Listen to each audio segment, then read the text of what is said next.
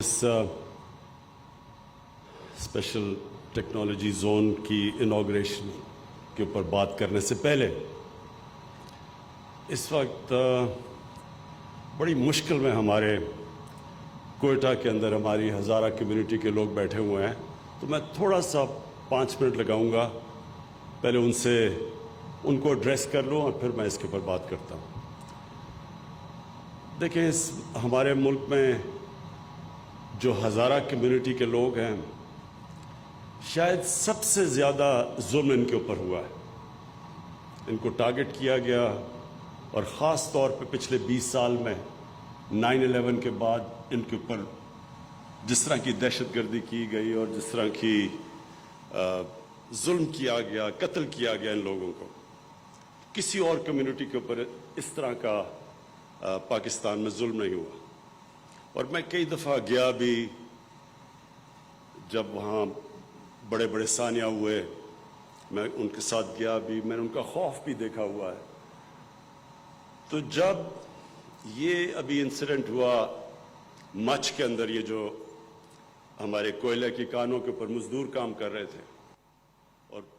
11 Hazara community کے مزدوروں کو بڑی بے دردی سے قتل کیا گیا، تو میں اس کے اوپر پہلے تو ایک چیز آپ کو بتا دوں کہ یہ ایک اس سازش کا حصہ ہے جو کہ میں پچھلی مارچ سے پہلے میں نے اپنی کیبنٹ کو بتایا تھا،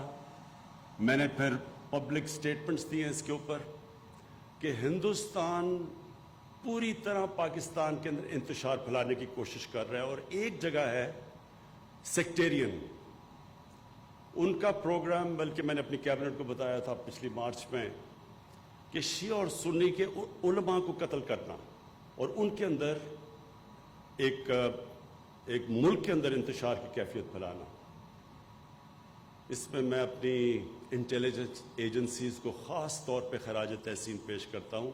کہ انہوں نے 4 بڑے بڑے یہ جو دہشت گردی کے ایونٹس ہونے لگے تھے، اور ایک اسلام آباد کے باہر، وہ ہماری انٹیلیجنس ایجنسیز کی وجہ سے بچ گئے۔ اس کے باوجود ایک ہائی پروفائل سنی عالم کا قتل کیا گیا کراچی میں، اور بڑی مشکلوں سے ہم نے ایک آگ بجھائی جو کہ سیکٹیرین ڈیوائیڈ ہونے والی تھی۔ تو یہ جو ہمیں پہلے سے آئیڈیا تو تھا کہ یہ جو ہوا ہے مچھ کے اندر، اور جب یہ ہوا تو میں نے سیدھا اپنے انٹیریئر منسٹر کو بھیجا کوئٹہ، اور انہوں نے بڑی انٹریکشن کیا۔ پھر میں نے اپنے 2 فیڈرل منسٹرز کو بھیجا، اور ان کو ہزارہ کمیونٹی کو یہ بتانے کے لیے کہ یہ گورنمنٹ پوری طرح ان کے ساتھ کھڑی ہے، کیونکہ ہمیں پتہ ہے، مجھے خاص طور پہ پتہ ہے کہ ان کے اوپر کس طرح کے پیچھے ظلم ہوئے ہیں۔ اور میں نے ان کو ایشورٹی دی کہ ہم ان کی ہر قسم کی جو بیچارے لوائقین ہیں، اب ان کے گھروں میں جو کمانے والے تھے وہ مار دیے انہوں نے، تو میں نے ان کو ایشورٹی دی کہ ہم ان کو پوری طرح کمپنسیٹ بھی کریں گے، ان کا ہم پوری طرح دھیان بھی رکھیں گے۔ تو کل تک سب ڈیمانڈز مان چکے ہیں، جو بھی ڈیمانڈز انہوں نے کی ہم سب مان چکے ہیں۔ ان کی ایک یہ ڈیمانڈ ہے کہ جی پرائم منسٹر آئے تو پھر ہم لاشوں کو دفنائیں گے۔ میں نے ان کو میسج پہنچائی ہے کہ دیکھیں، جب سب ڈیمانڈز بھی آپ کی مان لی ہیں، تو یہ ڈیمانڈ کرنا کہ ہم دفنائیں گے نہیں جب تک پرائم منسٹر آئے نہ، یہ کسی بھی ملک کے پرائم منسٹر کو اس طرح کی بلیک میل نہیں کرتے، کیونکہ یہ ایک ملک کا جو پرائم منسٹر تھا، ہر کوئی بلیک میل کرے گا۔ پھر سب سے پہلے تو یہ جو ڈاکوؤں کا ٹولہ ہے کہ جی ہمارے سارے کرپشن کے کیسز معاف کرو نہیں تو ہم گورنمنٹ گرا دیں گے، یہ بھی تو ایک بلیک میل چل رہی ہے 2.5 سال سے۔ تو اس لیے یہ بڑا امپورٹنٹ ہے کہ جب ساری ڈیمانڈز بھی مان لی ہیں، اور میں نے ان کو کہا ہے کہ جیسے ہی آپ ان کو دفنائیں گے میں کوئٹہ آؤں گا اور لوائقین کے ساتھ ملوں گا۔ اور میں پھر آج یہ اب اس پلیٹ فارم سے کہہ رہا ہوں کہ اگر آج اب ان کو دفناتے ہیں، میں آج کوئٹہ جاتا ہوں اور لوائقین کو ملتا ہوں۔ تو یہ کلیئر ہو جانا چاہیے کہ ساری آپ کی ڈیمانڈ بھی ماننی ہے، لیکن یہ نہیں کر سکتے کہ آپ ایک کنڈیشن لگا دیں جس کی کوئی سمجھ نہیں ہے کہ جناب جب آپ پرائم منسٹر آئے گا تو ہم دفنائیں گے. تو پہلے آپ ان کو دفنائیں، اور آج آپ دفناتے ہیں تو میں آج آپ کو گارنٹی کرتا ہوں کہ آج ہی میں کوئٹہ پہنچتا ہوں. اب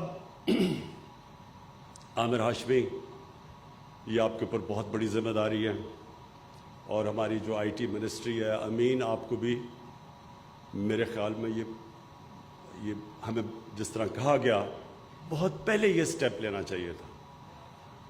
کیونکہ ساری دنیا یہ جو انقلاب آ رہا ہے، یہ آئی ٹی کے اندر انقلاب آ رہا ہے اور بڑی تیزی سے یہ بڑھ رہا آگے. اور یہ جو ابھی بھی ہم نے دیکھا کہ کووڈ کے دوران جن کمپنیز نے گین کیا وہ ساری آئی ٹی کمپنیز تھی. سو اس لیے ہم پیچھے رہ گئے ہیں، اور ہمیں یہ بہت پہلے اس طرح کے انسینٹیوز دینے چاہیے تھے اپنے آئی ٹی سیکٹر کو، جو کہ ان اسپیشل ٹیکنالوجی زونز میں دیے جا رہے ہیں. کوشش یہ ہے کہ ہم جو بھی پہلے رکاوٹیں تھیں ہمارے آئی ٹی سیکٹر کے سامنے، این ڈی یو کے اندر ایک پورا سیمینار کیا گیا، وہ ساری رکاوٹیں بتائیں. جو اسٹیک ہولڈرز تھے انہوں نے آ کے بتایا کہ ہمیں کس کس کے پرابلمز آ رہے ہیں، ایف بی آر سے کیا پرابلم ہے، اسٹیٹ بینک آف پاکستان سے کیا پرابلم ہے، ہم کس طرح کی فیسلٹیز انسینٹیوز چاہتے ہیں. تو یہ جو ٹیکنالوجی زون کا مقصد یہ ہے کہ ہم اپنے آئی ٹی سیکٹر کو ہر قسم کی کے انسینٹیوز دیں، تاکہ ہمارا آئی ٹی سیکٹر جس کو بہت پہلے آگے جانا چاہیے تھا، تاکہ وہ خود بھی آگے جائے، اپنے نوجوانوں کو، جو ہمارا ایک جس طرح کا young population second youngest population ہے دنیا میں، اس کے لیے روزگار بھی ملے. اور پھر ملک کے لیے جو سب سے امپورٹنٹ چیز ہمارے لیے کہ ہم ایکسپورٹ کریں، ہماری آئی ٹی کی ایکسپورٹس اتنی ہوں کہ ہمارے ملک کا فورن ایکسچینج ریزروز بڑھے، جو کہ اس وقت جب بھی پاکستان کے پرابلمز پچھلے 30 سال سے آتے ہیں کہ ہمارے پاس کرنٹ اکاؤنٹ ہمارا ڈیفیسٹ ہو جاتا ہے، ریزروز کم ہو جاتے ہیں، روپے پہ پریشر پڑ جاتا ہے، آئی ایم ایف کے پاس جانا پڑتا ہے. تو اس میں یہ آئی ٹی سیکٹر بہت بڑا رول پلے کر سکتا ہے. ہم اپنی آئی ٹی کی ایکسپورٹس اتنی کر سکتے ہیں کہ ہم بوسٹ کر سکتے ہیں اس ملک کی فورن ایکسچینج کو، اپنی کرنسی کو سیکیور کر سکتے ہیں. اور ویسے بھی جو سب سے امپورٹنٹ چیز کہ ایک ینگ پاپولیشن کے اندر جو سب سے بڑا مسئلہ ہوتا ہے روزگار دینے کا، تو یہ سیکٹر وہ روزگار پرووائڈ کر سکتا ہے اپنے یوتھ کو. تو یہ جو آج سٹیپ ہے، میں اپنے آئی ٹی سیکٹر پاکستان کے اندر بھی امید رکھتا ہوں کہ ان کے لیے یہ ایک ایسا موقع ملے گا کہ وہ بوسٹ کر سکیں آئی ٹی سیکٹر کو اور ملک کی ایکسپورٹس کو. اور دوسرے باہر سے بھی ہمارے امریکہ کے اندر اور باہر بھی آئی ٹی کے اندر پاکستانی بیٹھے ہوئے ہیں جو اس کا فائدہ اٹھا سکتے ہیں ان انسینٹیوز کا. اور پلس ہم امید رکھ رہے ہیں کہ باہر سے انویسٹمنٹ بھی ہمارے آئی ٹی سیکٹر کے اندر آئے گی. تو میں پھر سے عامر ہاشمی آپ کو